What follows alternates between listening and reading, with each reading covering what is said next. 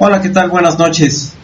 Esto es Secuencia 24, hoy es 11 de mayo del 2013 y está conmigo en esta ocasión mi invitada súper especial, que mucho le agradezco estar aquí. No saben cuánto le rogué, le supliqué, me arrastré, le dije de todo y bueno, finalmente pues ya la tengo por aquí. Mi invitada es Cassandra. Cassandra, ¿cómo estás? ¿Andas por ahí? Sí, hola, gracias por invitarme. No te arrastraste tanto, ¿eh? No lo suficiente. No, pero pues me agrada mucho estar aquí contigo y con todos los que nos escuchan. Muchísimas gracias. Y bueno, a nombre de Lobus Maximus, que anda, en este momento debe estar filmando, pues les damos la bienvenida a esta Secuencia 24, que el tema de hoy tiene como motivo el cine de los superhéroes. Ya escuchamos la vez anterior el programa en relación a los héroes mexicanos, ¿no? A los valientes luchadores. Y bueno, esta vez pues vamos a hacer el parangón, pero pues con otra clase de superhéroes. Estos superhéroes son muy bonitos, generalmente muchos no son terrestres, o si son terrestres son una especie de mutantes. Es decir, el término super pues implica más allá de, ¿no? Y digo, para hablar de este tema, pues mejor dejo que nos lo cuente la experta. ¿Qué pasa con los superhéroes, Cass? Cuéntanos. Híjole, pues los superhéroes son esos, al principio era el superhéroe así más importante, que por cierto tienen los Estados Unidos, porque el auge de los superhéroes surge ahí, es Superman, y es este ser precisamente de fuera de este mundo que tiene los grandes poderes, el visitante extraño de otro mundo. ¿Por qué? Porque tenía que ser más que un humano común. Hay críticos, por ejemplo, que dicen que un superhéroe simplemente es aquel que puede hacer algo que las personas normales no harían, y ahora ya no es esta persona extraterrestre o extraña, sino que puede ser cualquier personaje que tenga los implementos para hacer cosas extraordinarias. Y esas cosas extraordinarias, entiendo, pues consisten principalmente en salvar al mundo de los malos, de los nazis, no de los capitalistas, ¿verdad? Híjoles, no, pero sería buena idea. No, pero si nacieron del capitalismo, ¿cómo van a estar contra él? Así es, muchos de ellos son hijos del capitalismo y muchos inclusive son anticomunistas, ¿no? Sí, hombre, y muchos son súper ricos y ¡ay, qué envidia! Sí, pues muchos son súper ricos y pareciera que con tener una tarjeta de crédito ostentosa y una cartera abultada pues te basta para poderte comprar el beneficio. No sé si llamarlo beneficio, porque muchos de esos superhéroes en realidad tienen un perfil muy atormentado, ¿no te parece? Ay, sí, pues parte de los superhéroes, bueno, la psicología de los superhéroes empieza totalmente sencilla. El superhéroe es bueno, porque no importa, y pelea contra los malos.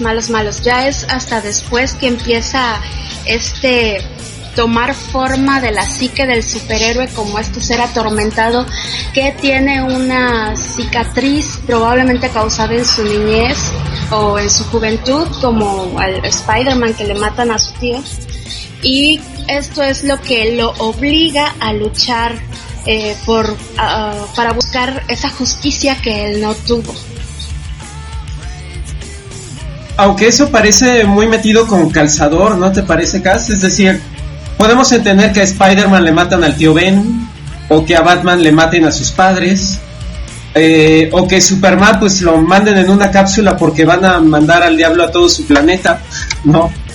Pero hay algo que subyace en el tema de los superhéroes, y es que pues ninguno de ellos puede vivir una vida normal, ¿no?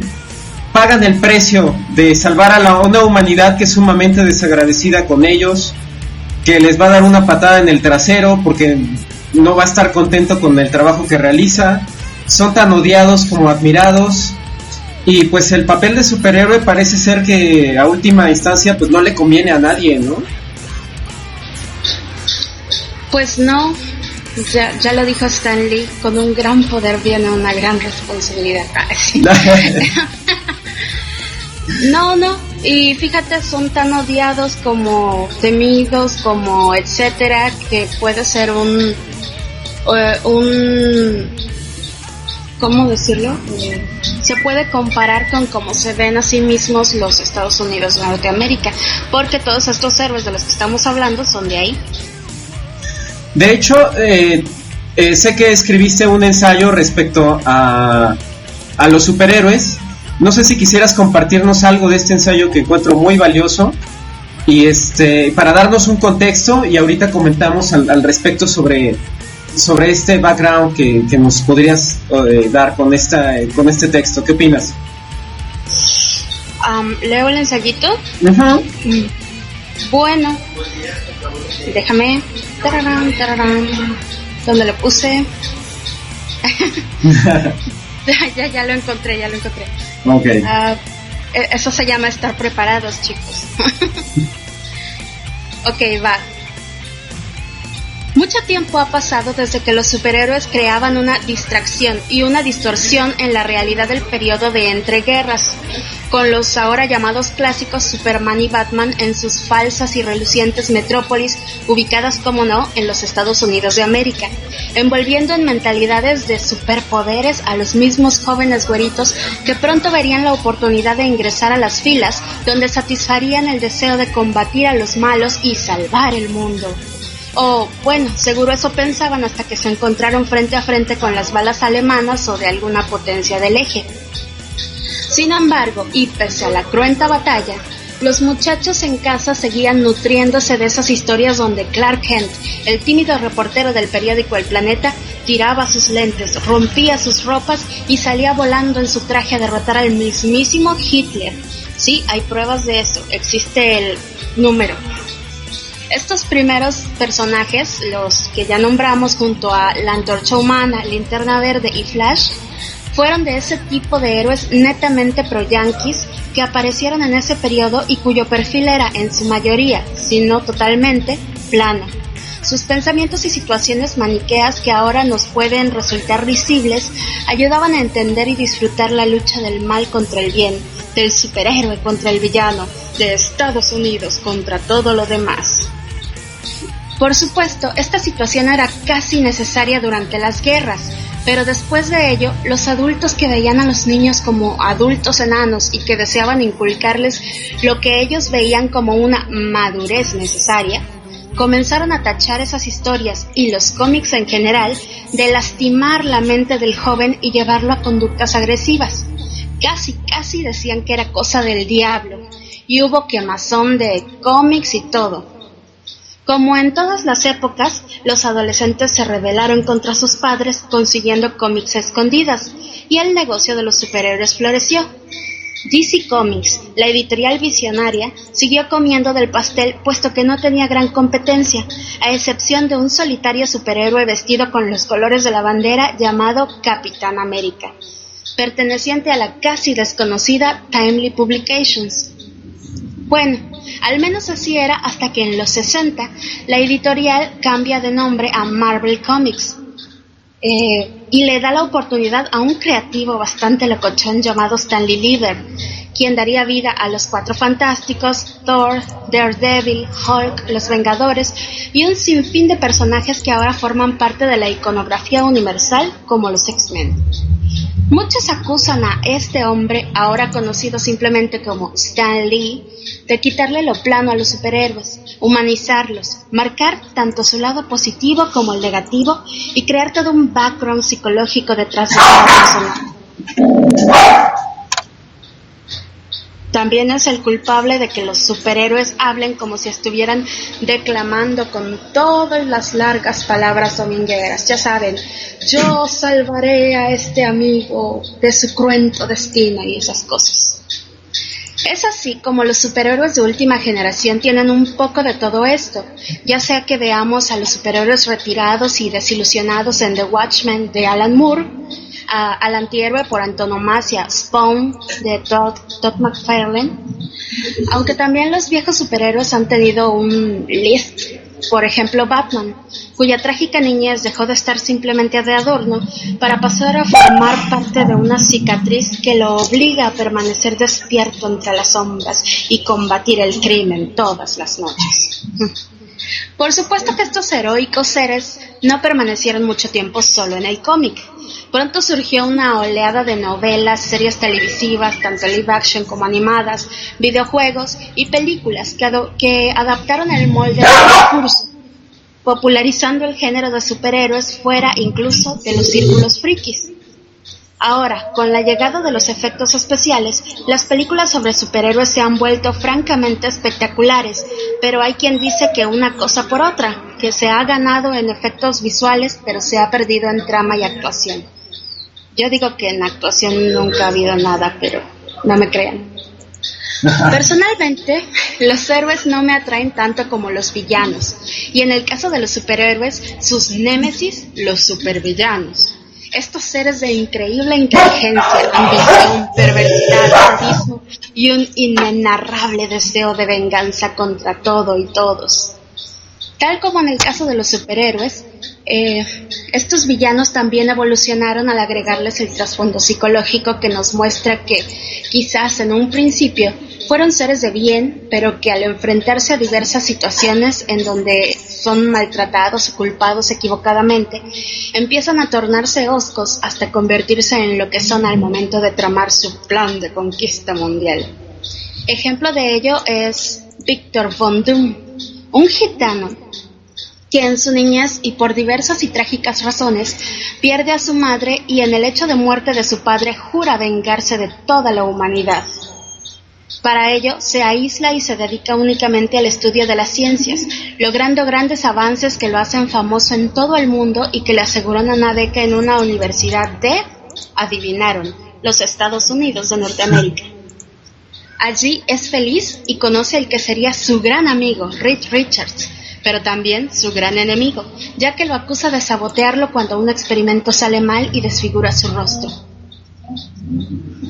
Una historia profunda, entre paréntesis, entre comillas, que es minimizada y cambiada por completo en la primera película de Los Cuatro Fantásticos, donde es interpretado por Julian McMahon y convertido en una especie de Lex Luthor, un hombre con mucho dinero que financia las investigaciones de Richards y que jura venganza porque éste le quita a su novia. Así es como las películas echan a perder a los supervillanos. Bueno, en realidad el problema para los fans reside justamente en la dificultad de separar las historias, ya que al ser discursos distintos, obligadamente los resultados serán variaciones más o menos notorias en cuanto a la trama conocida, como es el caso de X-Men, que en general es una buena película palomera, pueden verla un domingo y divertirse, pero cuyas variaciones causaron revuelo entre los ex-fans, como el hecho de enamorar a Rogue de Wolverine y luego de Iceman. ¿Qué tal? ¿Qué piensas? Pues muy acertado tu análisis y se me hace muy interesante rescatar dos ideas, ¿no? Una, la necesidad del héroe en una sociedad norteamericana deprimida que le urgía salir del hoyo de la depresión del 29 y por fuerza necesitaba crear algún tipo de aliciente, ¿no? Algún distractor, digamos, los soviéticos apenas estaban conformándose como el bloque enemigo, ¿no? Entonces, esa necesidad pues lleva consigo el tema de buscarla internamente, ¿no? Y en esa búsqueda pues se desarrollan personajes sumamente inverosímiles. Por ejemplo, vamos a poner este caso de este personaje que vemos aquí, que es Linterna Verde, ¿no? Que además tienen una doble vida, y para que nadie los reconozca, pues lleva ese ridículo antifaz que apenas le cubre el rostro como si se tratara de un invitado en una fiesta del carnaval de Venecia o alguna cosa así, ¿no? y con eso se pretende pues que ya tiene otra personalidad, y pues es un poco absurdo, ¿no? El mismo caso es el de Clark Kent, o el de, bueno, Bruno Díaz sí tiene la cara cubierta, ¿no? Pero ¿qué otro se me viene a la memoria que sea así? Pues la Mujer Maravilla no se ponía nada, simplemente su traje y ya era otra. Ah, sí, por ejemplo, ¿no? La Wonder Woman. Y aparte, bueno, es que ella traía el cabello recogido, ¿no? Entonces nada más se lo quitaba tantito, se ponía una diadema y era otra, y nadie la reconocía, ¿no? Entonces, este absurdo, pues, ha conformado toda una estructura de códigos en torno al cómic. Es decir, el cómic tiene un lenguaje que de suyo ya es muy interesante, porque tiene una serie de onomatopeyas, una sintaxis muy definida, son diálogos cortos, es un lenguaje de repente muy rebuscado, o de repente es un lenguaje sumamente sencillo, a veces rayando lo pueril, pero todo esto nos ayuda a tener una historia construida a saltos. Es decir, en el cómic se vale no justificar de dónde vienen muchos elementos, ¿no? Tú puedes tener al superhéroe bueno, o al villano malo, y pues no hay necesidad de describir la historia que hay detrás, ¿no? Entonces parecería como que todo está justificado y está dado por entendido. Y de hecho, cuando el cómic en papel es trasladado al celuloide, en este caso al cine, pues se puede ver mucho de esto en la estructura del guión. De repente ahí ya hay una colaboración entre la producción, que se encarga de mostrarte una historia construida a saltos con un personaje totalmente inverosímil, y la convención del público que está dispuesto a aceptar eso, ¿no? Tanto a aceptar el escenario, como a aceptar la historia, como a aceptar el contexto, donde los Estados Unidos siempre se van a ver amenazados, pero gracias a Dios existe siempre un redentor que se va a encargar de poner las cosas en orden, ¿no? ¿O tú qué opinas? ¿Qué estabas pensando cuando escribiste tu ensayo? Pues fíjate que cuando escribí mi ensayo estaba pensando en otra cosa, pero en que tenía que hacer muchas otras cosas. Pero respecto a eso, yo creo que en todos los lados del mundo hay superhéroes. Nosotros tenemos incluso al Santo, ¿no? Que pelea contra, qué sé yo, extraterrestres y vampiros y todo ese rollo. Pero pues la influencia gringa siempre es como que se volvió muy fuerte, y por eso es que los gringos son los que rescatan al mundo. Normalmente cuando piensas en superhéroe piensas en eso, ¿no? Sí, desde luego ya hay una mímesis, ¿no? Superman y la bandera gringa pues son uno, y de hecho pues, lo estamos viendo en esta imagen aquí. Este actor que era Christopher Reeve, me parece, y bueno, pues crean no solamente este discurso único en el cómic trasladado a las películas, que además las películas, nombraste ahí algo muy interesante en tu ensayo, es de repente cuando uno asiste al cine, asiste a ver historias o a ver efectos especiales. Yo conozco gente que va a ver ambas, ¿no?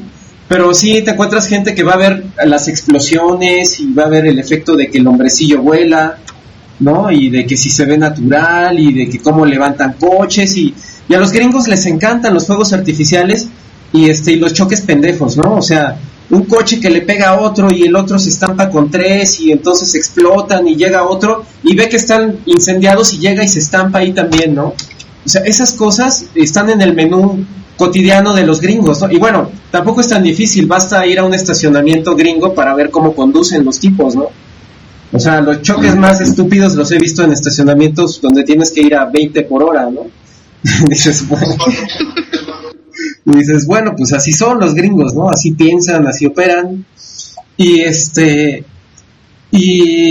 algo que también me pareció muy interesante es cómo el cómic, empezando con un discurso muy plano sobre los personajes, de repente hoy día empieza a entrar más en la psique del personaje. Mencionabas que a partir de Stan Lee, ¿no? Y vemos, por ejemplo, este caso, ¿no? De este personaje, Linterna Verde, ¿no? Que resulta ser que el año pasado salió del closet y ahora se estrena como un superhéroe abiertamente homosexual, en el entendido de que ya hay un público que puede consumir también superhéroes, que pueden usar mallas a discreción y sin ningún pudor, ¿no?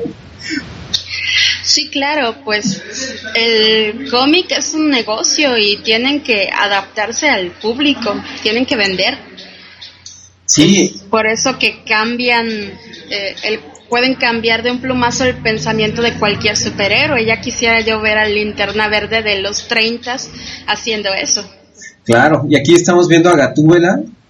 Bueno, no es Batichica, ¿no? No es Gatúbela, es Batichica en una relación lésbica con alguien ahí. Ya es permisible, ¿no? Es permisible del cómic, inclusive esto trasladarlo al cine, porque ya ella es una convención, ¿no? Entonces, ya hay todo un público que puede consumir este tipo de superhéroes, ya se le llega al segmento LGBT, y ya el merchandising pues puede ir más allá de las figuras de acción que conocimos cuando niños, que algunos de nuestros papás veían raros, ¿no? Así como, ese tipo, ¿por qué usa mallas? ¿Por qué trae el calzón de fuera, no? ¿Por qué usa capa? No sé, o sea, esas convenciones son muy de los años 50, ¿no? Es muy, muy peculiar la estética, porque si vemos personajes, por ejemplo, el Iron Man de los 50 y lo comparamos contra el personaje del Iron Man del año 2000, pues inclusive su vestuario, el costume, el disfraz, o ¿cómo se traduciría esto? Pues su armadura ya es muy moderna, ¿no? Ya contiene muchos jigs tecnológicos y ya el superhéroe de repente se mimetiza también con la cultura del tiempo. Es decir, a pesar de que el superhéroe tiene una connotación atemporal y surja en un contexto histórico, pongamos en los años 50, la idea del superhéroe es que va a trascender esa época y puede ser, puede mimetizarse en cualquiera, ¿no? En este sentido no tendría edad, y de hecho la temática que tuvo, por ejemplo, Iron Man cuando salió esta película, o este cómic en los años 50, pues era la cuestión de la Guerra Fría, la cuestión del capitalismo que empieza a construir búnkers, que empieza a construir tanques, el reclutamiento de científicos, de la era nuclear que viene en boga, y resulta que pasados 60 años, pues se sigue hablando del mismo tema. En este sentido, pues se le da este lift que comentabas, y pues venga, tenemos al héroe resurgido que puede caer en cualquier etapa, no importa la coyuntura que se tenga, él siempre lo vamos a tener, ¿no? No sabemos si es septuagenario, si es nonogenario o octogenario, no lo sabemos, ¿no? Pero el chiste es de que siempre va a estar ahí para nuestro disfrute y para el de los niños, por supuesto. Aunque la película sea violentísima y no está recomendada para niños menores de 12 años, pues finalmente, ¿quién nos hace pensar que los cómics son para niños? ¿Quién depositó esa idea en nuestra cabeza? Yo recuerdo que cuando era niño y llegaban, un cómic salía durante toda la semana, había publicaciones. Entonces, por decir, los lunes salía Spider-Man, el martes era Hulk, los jueves era Vengadores. Entonces, era irte al puesto de periódicos a que no te lo ganaran tus amiguitos, lo comprabas, lo leías, lo coleccionabas. Y los papás ni se daban cuenta de qué rayos estabas leyendo. No sabían qué rollos te estabas metiendo en la cabeza entre violencia, intriga, sexo, miles de cosas que quedan plasmados en la estructura del cómic, y ahora que son llevados al cine, pues a los niños parecería ya no espantarles nada, aunque yo me pregunto si comprenderán algunas cosas, ¿no? Por ejemplo, veo esta imagen de Spider-Man con su novia, y pues la novia, que viene de una familia totalmente disfuncional, una novia disfuncional, no sabe ni qué quiere en este mundo, con un tipo que es un freak y que tampoco cabe en este mundo. O sea, qué trama tan psicótica y tan compleja, y sin embargo un niño lo lee y yo no sé cómo lo empieza a asimilar. ¿no? ¿Pero tú qué opinas, Cas? Bueno, primero, ¿qué tienes contra los freaks? No, nada. No, pues yo creo que hasta eso, yo creo que un niño depende de su edad, pero un niño no piensa en eso. Un niño se salta las partes así aburridas y se va a donde está la acción, ¿no? Igual son... Es como cualquier cosa, es que el entretenimiento que tenemos en la televisión, las series estas de los peluches y esas cosas, no son para niños y la mayoría de las personas dejan a sus niños frente a la tele horas y horas. Es que ahora los niños saben de todo, vaya, cuando tú y yo íbamos, ellos ya vienen. Así es. Y algo muy importante también en las historias de los cómics y los cómics llevados al cine es cómo se descansa en la figura de un villano, ¿no? Entonces, en un melodrama, pues el villano siempre es el indicado para, digamos, para hacer más intenso el filme, ¿no? Toda la tensión dramática recae siempre en un muy buen villano, lo cual nos va a asegurar que la historia sea recordada, porque de repente tenemos héroes pusilánimes u obscuros, ¿no? En el caso de Batman, donde realmente quien se lleva la película no es el héroe, no es el villano. O pensemos, por ejemplo, en X-Men, o en quién te gusta, en este que mencionaste, en Victor Doom, ¿no? El carácter psicológico del villano es muchísimo más importante que el del héroe mismo a veces, porque de alguna manera sabemos que el héroe va a cumplir su función, pero cuando pesa tanto el villano, entonces se recurre a las comparsas, ¿no? Entonces necesitamos a 3 superhéroes o más para que puedan equilibrar el peso dramático de la historia y nos ayuden a combatir al villano. Y por ejemplo aquí vemos a estos 3 superhéroes. Este Batman es George Clooney, me parece, ¿no? Y es Alicia Silverstone, me parece. Esta no es de Tim Burton, ¿no? El Batman de Tim Burton era más oscuro, era un Batman más más humano, tal vez, ¿no? Tal vez era Michael Keaton, ¿no? Era Michael Keaton. Así es. De hecho, en esta foto pues vemos al mismo Burton haciendo un gesto muy similar al de Michael Keaton. Y yo creo que este director Tim Burton, fue una película muy acertada y de hecho fue una gran película. Yo creo que se llevó la década, o sea, se lo llevó absolutamente todo por justamente el tratamiento estético muy a la Tim Burton. Parecería que la película fue escrita casi por él o para él, ¿no? Porque tenemos también muchas otras adaptaciones. Está, por ejemplo, la de Nolan. ¿A ti cuál te gusta más, la de Tim Burton o la de Nolan? No, a mí me gusta más la de Tim Burton. En especial donde el Guasón de Tim Burton me encanta. Que es mi favorito. Que es Jack Nicholson, me parece.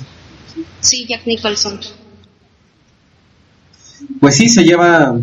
O tenemos el caso de ese personaje que se lleva la historia, ¿no? Una vez más, pues el superhéroe es X en la historia, porque la agenda no la dicta él, finalmente la dicta el villano. Entonces ya llega un momento donde uno empieza a tener más empatía con el villano y deja un poco de lado las aventuras del superhéroe, ¿no? Para el caso de los frikis, a lo que yo me refería es que finalmente en el mundo real pues sí existe la discriminación y el rechazo. Entonces muchos superhéroes se vuelven superhéroes por causas antinaturales, ajenas a ellos, por accidente o porque no son de este mundo o porque han desarrollado tecnología que les permite estar un paso adelante de. Pero en el caso de los X-Men, ¿qué pasa, Cass? Pues los X-Men son... se usa el tema de la evolución como... y los tópicos del racismo, pero un X-Men puede compararse perfectamente a Superman. Es alguien que no es como el resto de los simples mortales. Sus poderes los hacen más. Bien podrían ser extraterrestres que cayeron a la Tierra y ni ellos lo saben. Pero el tema es que los tienen recluidos en esta suerte como de universidad de frikis, ¿no? O sea, nuevamente lo que se revive aquí es la idea del gueto, ¿no? El apartheid gringo que pues lo aplica ahora pero con sus propios superhéroes, ¿no? Totalmente, incluso en lo que ya sería el cómic, no las películas, a los X-Men los llegan a los mutantes en general los llegan a tener en lugares de concentración, así vilmente, el ejército de los Estados Unidos. Entonces aquí, ¿qué pasa con la idea del superhéroe? ¿Se contrapone a los intereses gringos actualmente o le sirve a ellos? ¿Cómo cambió el discurso a partir de este entorno que mencionas de la Primera Guerra, donde el enemigo era Hitler, los nazis, y de repente pues resulta que el enemigo está en casa, ¿no? El enemigo es la intolerancia, el racismo, lo distinto. Bueno, sí, pero ten en cuenta que el cómic usa estos tópicos y los libera, es decir, sí, los ponen en campos de concentración por una facción extremista del mismo ejército, pero son los mismos, los mismos mutantes tienen incluso a alguien en el gobierno que abogan por ellos y entonces ellos mismos resuelven el asunto. Ellos son el crimen y la justicia. Parecería que entonces pasamos del cine de las mayorías al cine de las minorías. Tenemos un superhéroe gay, tenemos una heroína lesbiana, tenemos mutantes recluidos en guetos, universidades, y tenemos al ejército intentando apoderarse de ese conocimiento. A la par que los malos también, ¿no? Estamos, de acuerdo a los tiempos, pues viviendo la diferenciación. El superhéroe en sí mismo pues ya implica una suerte de egocentrismo, ¿no? Es decir, el superhéroe pues es aislado, generalmente no tiene amigos, vive su soledad, sufre su soledad. Entonces, ¿por qué rayos tiene que ser tan servil con el mundo? ¿Qué le debe al mundo? ¿Qué le pasó? ¿Tú cómo interpretas esto, Cas? Los superhéroes sirviendo al mundo, no sé, es una suerte de quién sabe. Ahí me quedé en blanco. De hecho, estoy leyendo ahorita unos comentarios en el chat. Están muy buenos algunos. A ver. Dice Morgana Vegana, nos comenta: Alan Moore con Watchmen, donde los personajes rescatan la visceralidad humana, alejándose. Nos dice otra vez Morgana Vergana, alejándose del ideal romántico del superhéroe sesentero. Sí. De The Watchmen, el Doctor Manhattan es el, ¿qué sería? Antihéroe más genial que he conocido. ¿Cuál es el perfil del antihéroe, Cas? El perfil del antihéroe, pues sigue siendo este ser atormentado que busca justicia, pero digamos que no le importa tanto el medio para llegar a su fin. Normalmente es, qué sé yo, no se junta con la gente, es antisocial, y pues eso es básicamente, ¿no? Que su moral no está tan ceñida como la de los superhéroes en general. O sea que resulta ser una suerte de héroe por accidente, que se sirve a sí mismo para alcanzar sus fines y en el daño colateral, pues de paso libra al mundo del mal. Bueno, normalmente buscan una especie de redención por algo que hacen o algo por lo que se culpan los antihéroes. Pero sí, en general es como dices. Y bueno, continuando con el chat, MX001 dice, joterías en cómics. Oli Frey dice, ya hay apertura sexual hasta en los cómics, es interesante. Led nos dice, no hablen de lesbianas, ya saben que yo estoy a minutos de salud. Sí, MX puso un comentario que dice, la homosexualidad se las imparten a tus hijos y no se dan cuenta. Es como temer que se contagien de la homosexualidad, ¿o cómo? Pues pues parecería, ¿no? El comentario se podría interpretar de esa manera.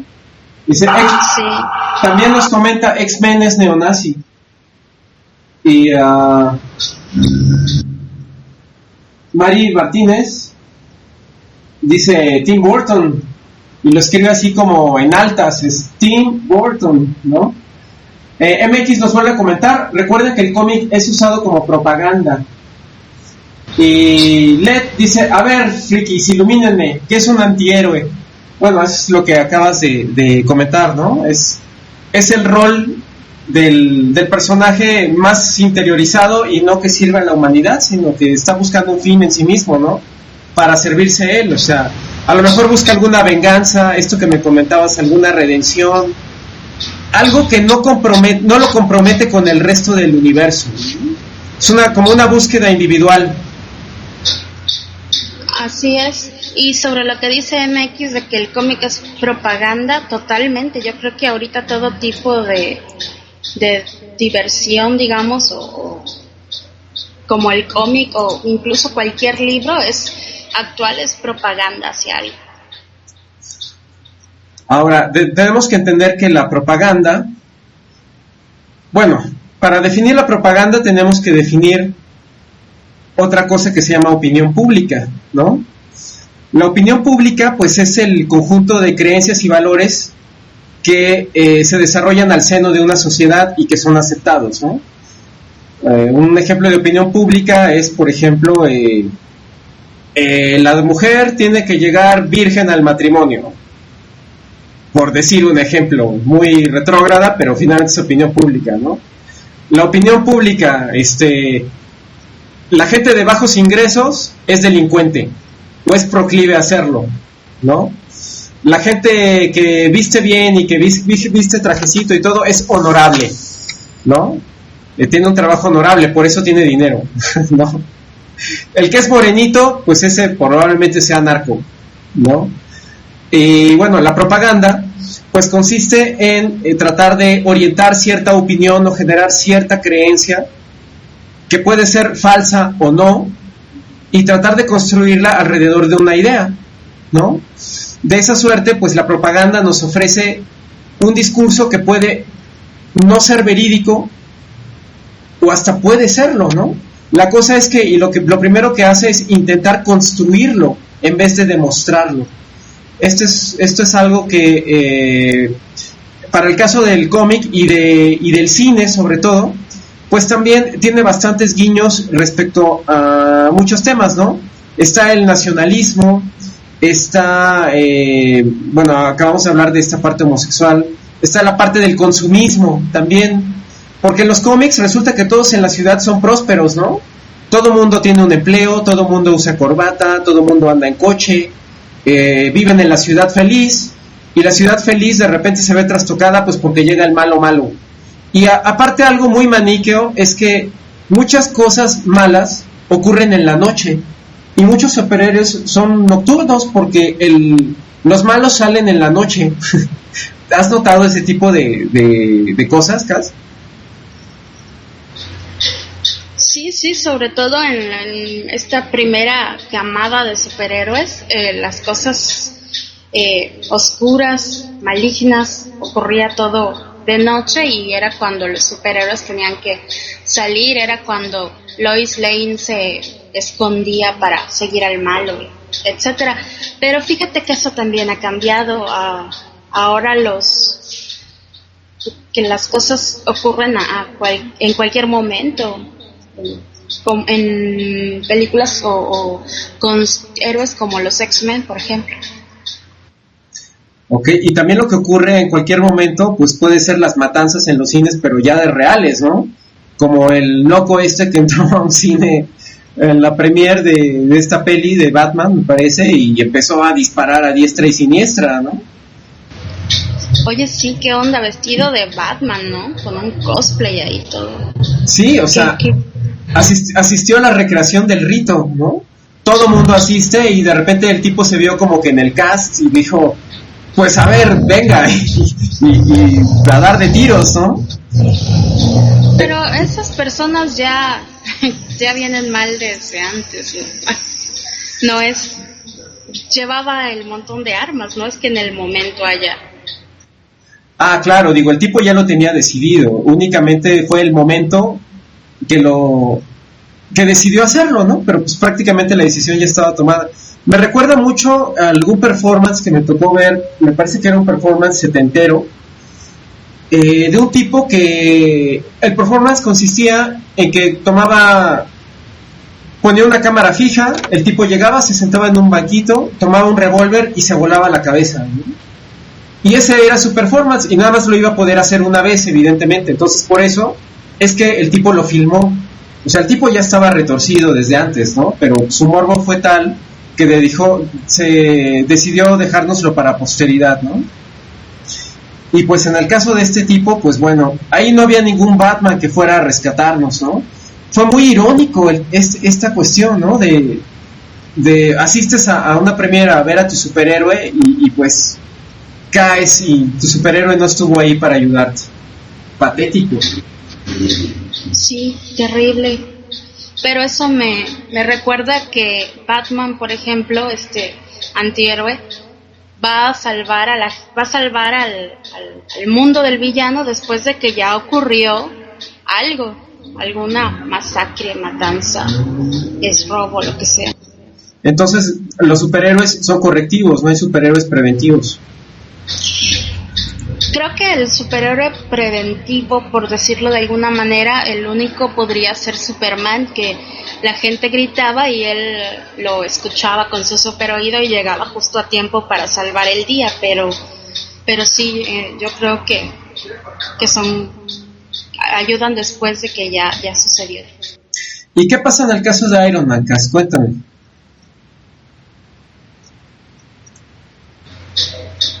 Híjole, Iron Man, yo creo que también sería un antihéroe.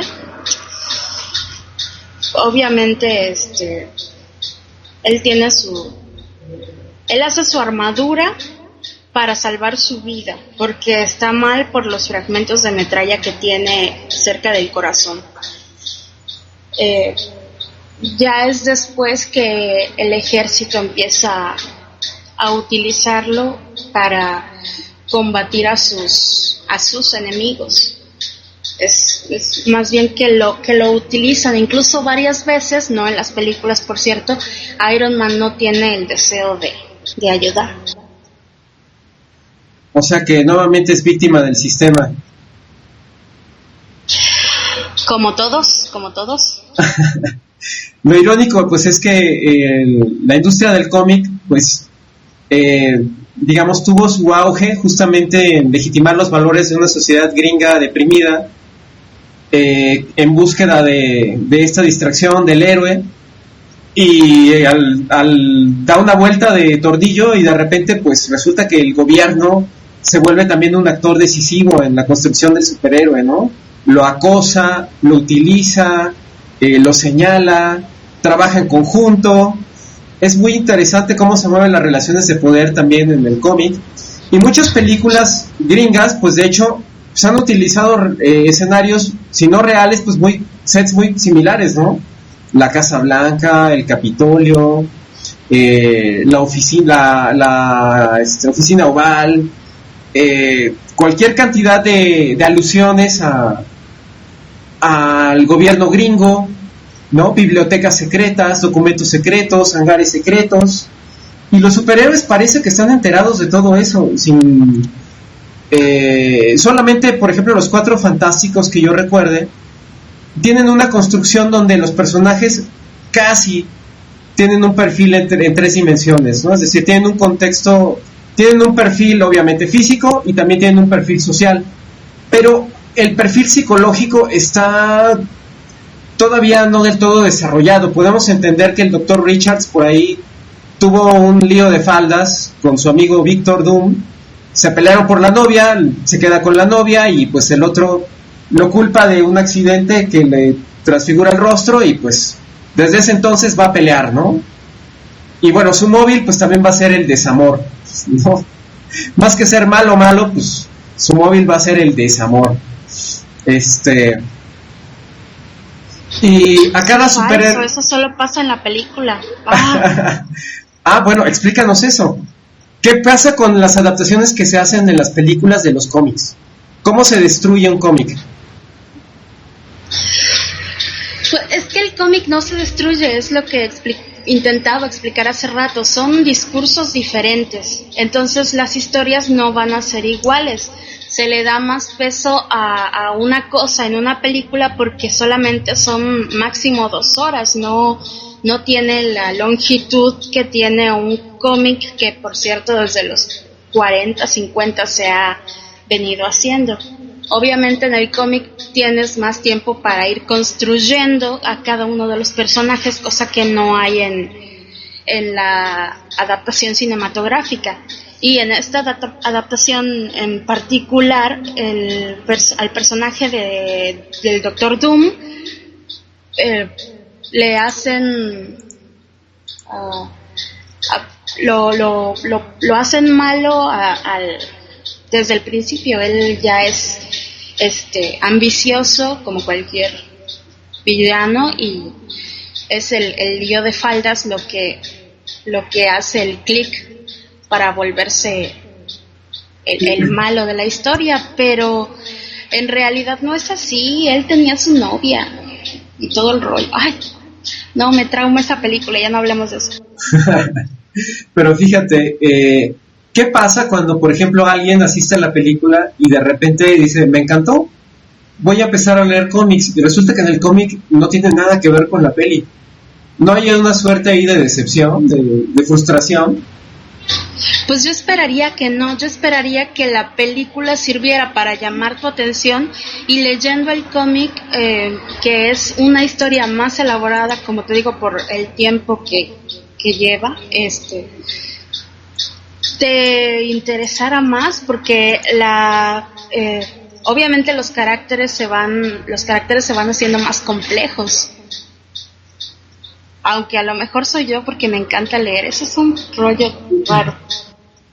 Sí, te entiendo perfectamente. A veces es muy difícil cuando has leído determinada historia de repente ver la adaptación y a veces no te convence demasiado. Por ejemplo, en el caso de Superman es interesante cómo se empezaron a generar secuelas y secuelas y secuelas con historias, pues de repente que se escapan los malos de la cárcel y van a buscar al hijo de Jor-El para cobrar venganza y llegan a la Tierra y unas historias de repente muy hechas con calzador, ¿no?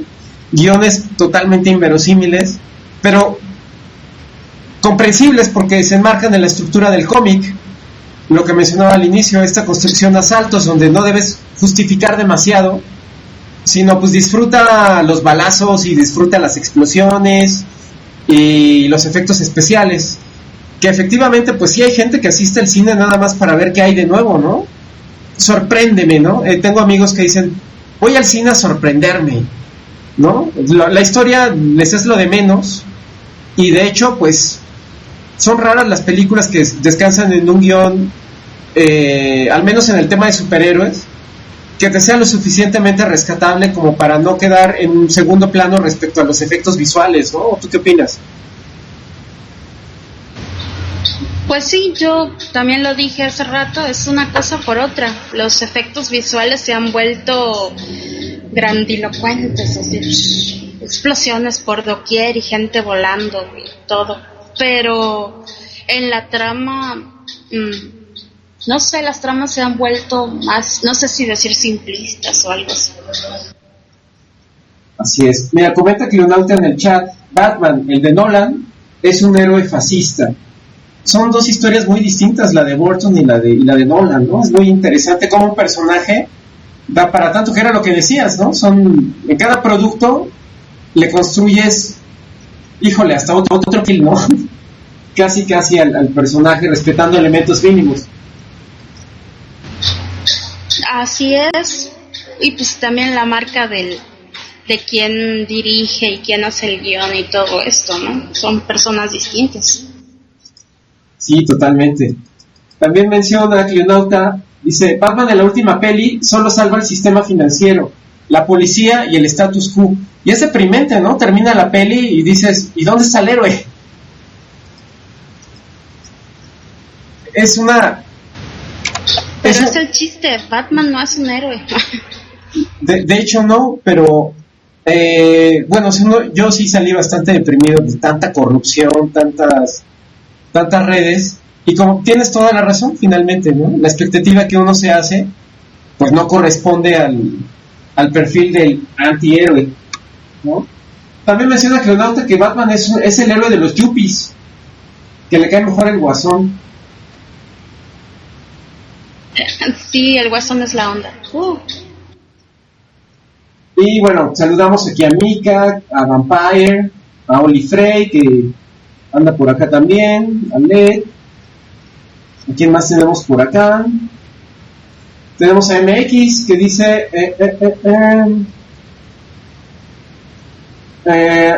recuerden que el cómic, sí, ya lo leímos, que es usado para propaganda.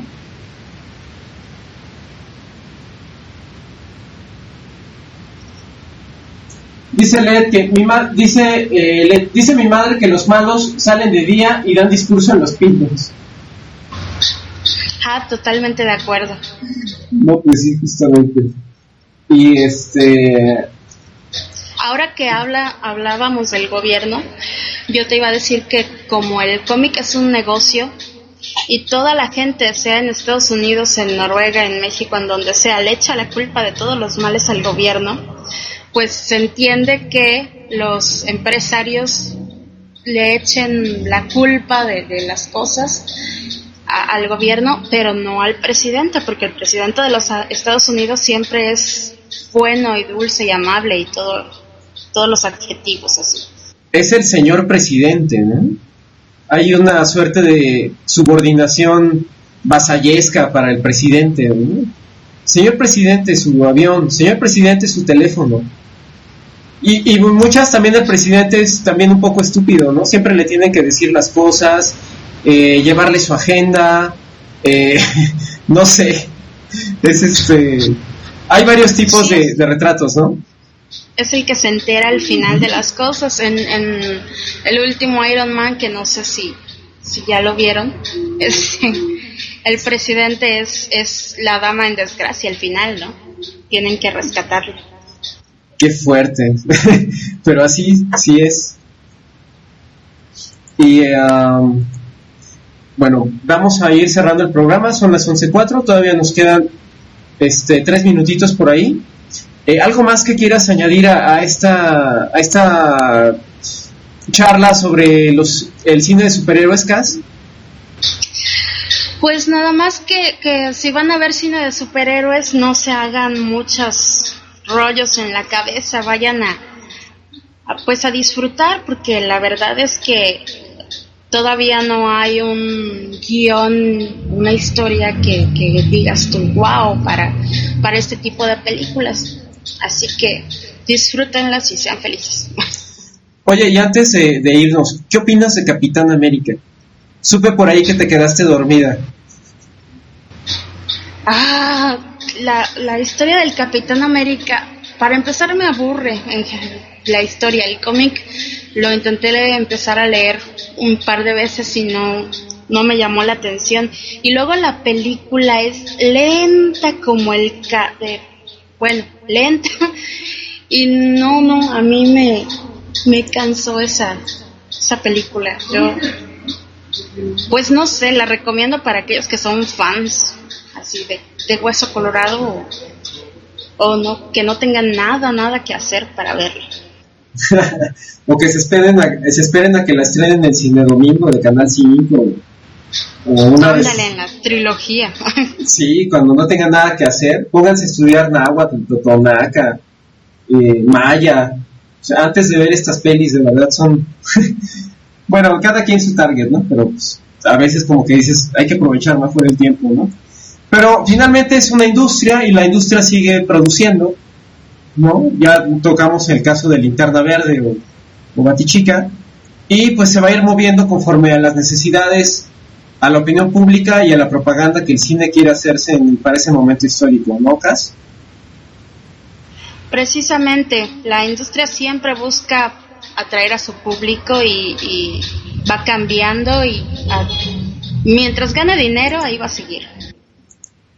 Desafortunadamente y afortunadamente también, porque se mueve mucho dinero y se mueven muchas cosas en el tema del cine de superhéroes. Y lo más interesante del cine de superhéroes es que trasciende la película a cualquier cantidad de merchandising posterior, ¿no? Tienes ahí las figuras de acción, los pósters, las estampitas, los chiclets, la ropa interior, la pijama, casi cualquier artículo. Los tazos, hazme favor, todo con el branding de la empresa, ¿no? Ya sea de Marvel o del mismo personaje. Que lo curioso aquí es que Marvel, como marca, de repente también adquiere cierta personalidad y se vuelve en sí mismo un personaje, ¿no te parece? O sea, yo ya he visto merchandising de Marvel. ¿De Marvel? Sí, un cepillo de dientes rojo con tipografía amarilla que pone Marvel. Pues sí, es que se ha hecho famosa como la cuna de los héroes modernos, aunque yo diría que Image Comic es más interesante que Marvel. Marvel ya quedó como con sus mismos héroes, levantándolos una y otra vez, no está creando nada nuevo. Únicamente se regodean ellos, ¿no? Tenemos el caso de Thor, el caso de El Justiciero, los Cuatro Fantásticos, Hulk, los X-Men, y lo que hace es reciclarlos, ¿no? Saca grandes batallas, grandes episodios, la construcción individual de cada personaje sobre pretexto de mostrarte una historia distinta que ya es la misma historia repetida. Dices que esta compañía, ¿cómo se llama esta compañía que está haciendo nuevas cosas? Bueno, Image Comics, Image, mi pronunciación del inglés es pésima, pero bueno, es una de las que ha venido sacando, por ejemplo, ¿cómo se llama? Se me acaba de ir el nombre. Ha estado en cine, pero sobre todo los nuevos héroes son precisamente antihéroes, es lo que llama la atención actualmente. Se les cambió el contexto totalmente y pues hay que incluirlos, ¿no? Es como lo que decíamos, que la gente se identificaba más con los villanos, ahora están haciendo a los héroes un poco más como los villanos. ¿Y qué me dices de esto? La parte femenina, para que no haya desperdicio, para que no se nos clasifique de sociedad falocrática, pues venga. Tenemos a las heroínas que hacen el símil del superhéroe. Híjole, es que al hablar de superhéroes los superhéroes están llenos de hombres, pero pues ¿qué sería Wonder Woman? Lo malo de esta mujer es que empezó prácticamente siendo una dama en peligro, una dama en apuros, porque acababa atada, y era por diversas circunstancias que lograba escapar y ya vencer al villano, pero Batichica, por ejemplo, es nada más la ayuda de cámara de Batman. No, pero sí es nada más un ¿cómo se dice? Un ayudante, no es personaje principal. Gatúbela, que últimamente la están poniendo como heroína, pero que empezó siendo villana, creo que es más interesante el rollo de las villanas que de las heroínas, porque las heroínas son nada más de adorno para el héroe en turno. Qué fuertes, no podemos escapar al rollo sexista y machista. Ni siquiera en ficción, ¿no? Qué pena. Pues ni modo, vivimos en una sociedad patriarcal que quizás tiene visos de salvación, pero a muy largo plazo todavía. Así es, Cas. Pues ya son las 11:11 de Cas. Tenemos que despedir el programa. Muchísimas gracias. Yo sé que no te rogué lo suficiente, pero gracias por aceptar estar aquí en esta emisión. Espero contar contigo en futuras emisiones y espero que te hayas divertido. Sí, fue divertido después de superar el momento de tensión de que todos me oigan. Pero gracias por invitarme, un muy buen programa y me divertí mucho, de verdad. Gracias. Pues muchas gracias a ti, Cas, y pues nos despedimos. Se quedan con Poder Animal y con Oli Frey. Esto fue Secuencia 24. Nos vemos el siguiente sábado. Muchas gracias, Cas. De nada, bye.